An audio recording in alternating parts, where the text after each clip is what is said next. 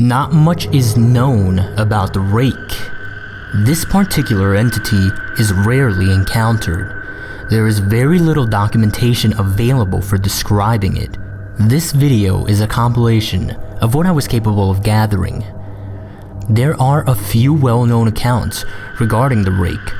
Unfortunately, we do not get to hear much other than these accounts and the little information they can offer us. But it is definitely a starting point for learning about the rake. We need to start somewhere, so here it is. Most of the following research was done in collaboration by a group of individuals with vested interests. These interests are largely based on the fact that they themselves were survivors of direct encounters with the rake.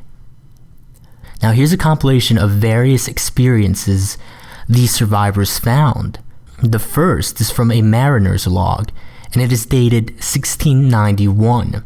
It says, "He came to me in my sleep. From the foot of my bed I felt a sensation. He took everything. We must return to England. We shall not return here again at the request of the rake." Now this implies some sort of communication between the rake and the mariner, and that the rake somehow convinced or maybe even forced the mariner out of wherever he was and to return to England. The next is a journal entry, and it's actually translated from Spanish. It's dated 1880. It says, "I have experienced the greatest terror. I have experienced the greatest terror. I have experienced the greatest terror. I see his eyes when I close mine. They are hollow, black. They saw me and pierced me. His wet hand. I will not sleep. His voice," and then the rest of the text was unintelligible. Now, another account they found was actually from a suicide note, which was dated 1964.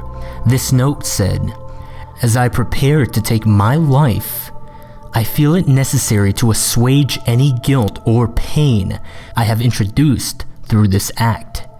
It is not the fault of anyone other than him, for once I awoke and felt his presence, and once I awoke and saw his form, and once again I awoke and heard his voice and looked into his eyes. I cannot sleep without fear of what I might next awake to experience. I cannot ever wake. Goodbye." Now, this note was found in a wooden box. Found in the same wooden box were 2 empty envelopes addressed to William and Rose. There was also 1 loose personal letter with no envelope. This letter said, "Dearest Linny, I have prayed for you. He spoke your name." Finally, here's the main account from one of the actual survivors, one of the actual researchers who compiled the various experiences. This account is from a direct witness. It is from 2006. 3 years ago, I had just returned from a trip from Niagara Falls with my family for the 4th of July. We were all very exhausted after a long day of driving, so my husband and I put the kids right to bed and called it a night. At about 4 a.m., I woke up thinking my husband had gotten up to use the restroom. I used the moment to steal back the sheets, only to wake him in the process. I apologized and told him I thought he got out of bed. When he turned to face me, he gasped and pulled his feet up from the end of the bed so quickly, his knee almost knocked me out of the bed. He then grabbed me and said nothing. After adjusting to the dark for a half second, I was able to see what caused the strange reaction. At the foot of the bed, sitting and facing away from us, there was what appeared to be a naked man, or a large hairless dog of some sort. Its body position was disturbing and unnatural, as if it had been hit by a car or something. For some reason, I was not instantly frightened by it, but more concerned as to its condition. At this point, I was somewhat under the assumption that we were supposed to help him.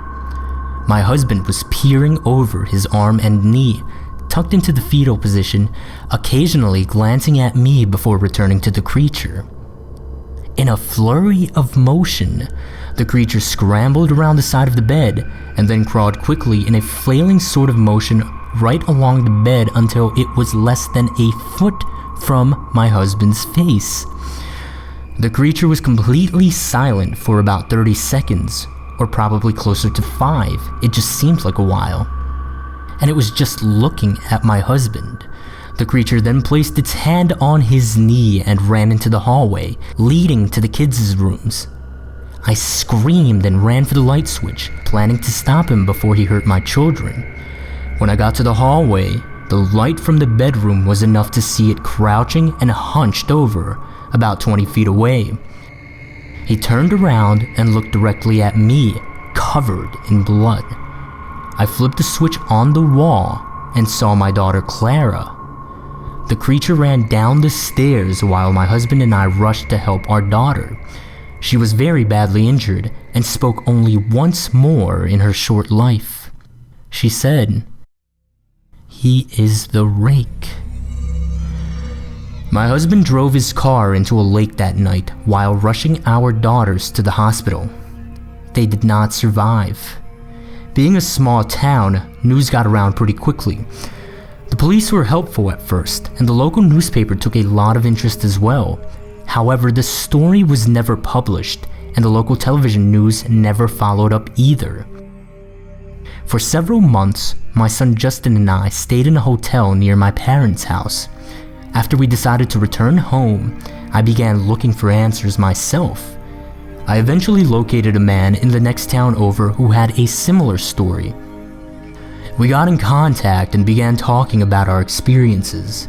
He knew of 2 other people in New York who had seen this creature we now refer to as the rake. It took the 4 of us about 2 solid years of hunting on the internet and writing letters to come up with a small collection of what we believe to be accounts of the rake. None of them gave any details, history, or follow-up. One journal had an entry involving the creature in its first 3 pages, and never mentioned it again. A ship's log explained nothing of the encounter, saying only that they were told to leave by the rake.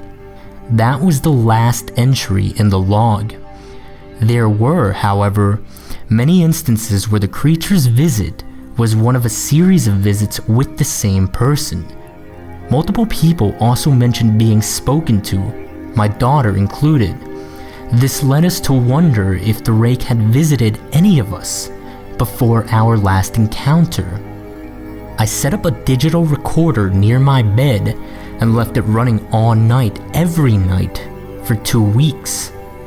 I would tediously scan through the sounds of me rolling around in my bed each day when I woke up. By the end of the 2nd week, I was quite used to the occasional sound of sleeping while blurring through the recording at 8 times the normal speed. Even so, this still took almost an hour every day. On the first day of the 3rd week, I thought I heard something different. What I found was a shrill voice. It was the rake. I can't listen to it long enough to even begin to transcribe it. I haven't let anyone listen to it yet. All I know is that I've heard it before, and I now believe that it spoke when it was sitting in front of my husband. I don't remember hearing anything at the time, but for some reason, the voice on the recorder immediately brings me back to that moment. The thoughts that must have gone through my daughter's head make me very upset. I have not seen the rake since he ruined my life, but I know that he has been in my room while I slept. I know and fear that one night I'll wake up to see him staring at me.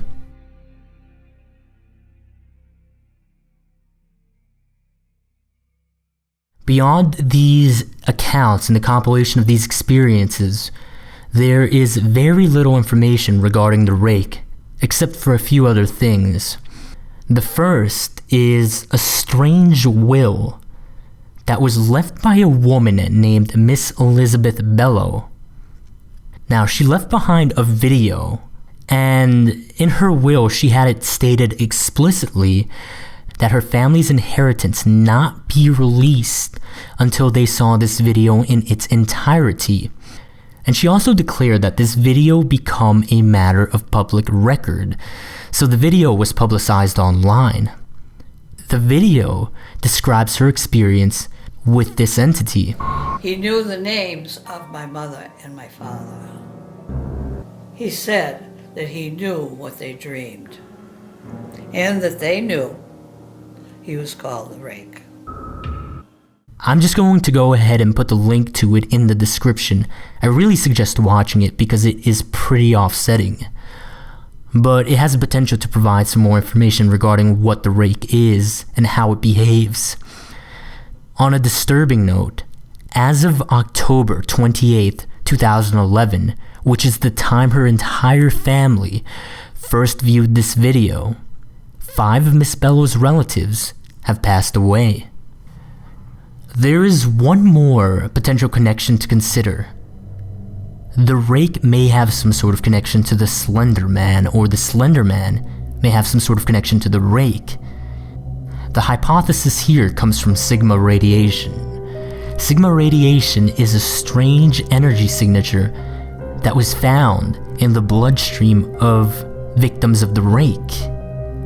This very same energy signature was found in a cloth left behind at the scene of one of Slender Man's victims.